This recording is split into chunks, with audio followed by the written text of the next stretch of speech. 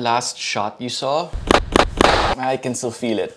Welcome back to the channel. My name is Daniel, and in this video, I'm going to be sharing with you 3 super simple tips to make your sparring sessions a bit more productive.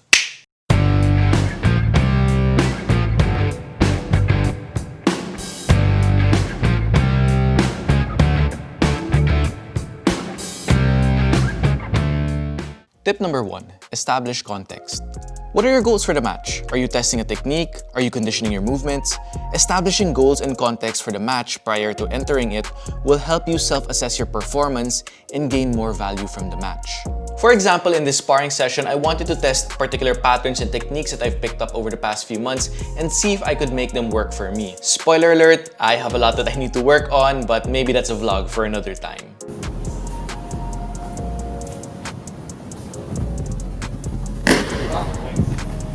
Tip number 2, communicate with your partner.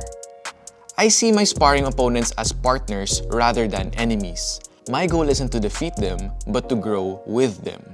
And on that note, it's been super beneficial for me to communicate well with my sparring mates.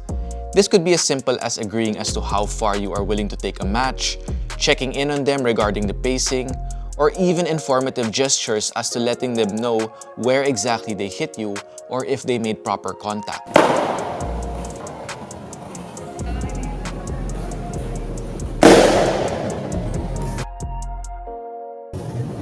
Remember, they're practicing too, and it's going to help both of you to help assess each other's performance, especially with something so fast-paced like an Arnis stick fight.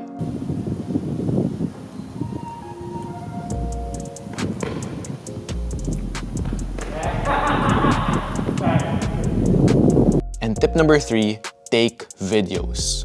It doesn't have to be of amazing quality or anything like that, just enough to understand what's going on. The videos you're watching right now to illustrate all of these talking points was taken yesterday during a sparring session I had with a couple of friends, so we documented the match, that way we could review our progress. It's been not only beneficial for me in making content in videos like what you're watching right now, but also for taking a look at my movements. I could go back in time and take a look at my movements, observe my techniques, and see what I could work on moving forward. This ties into the first step of establishing context.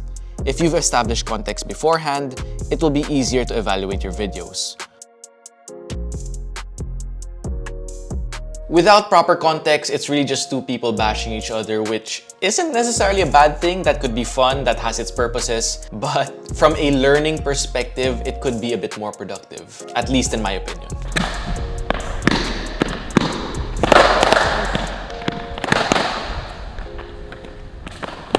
So that's this week's video. I hope you got something out of this. Comment below your thoughts, and as always, I will see you in the next video.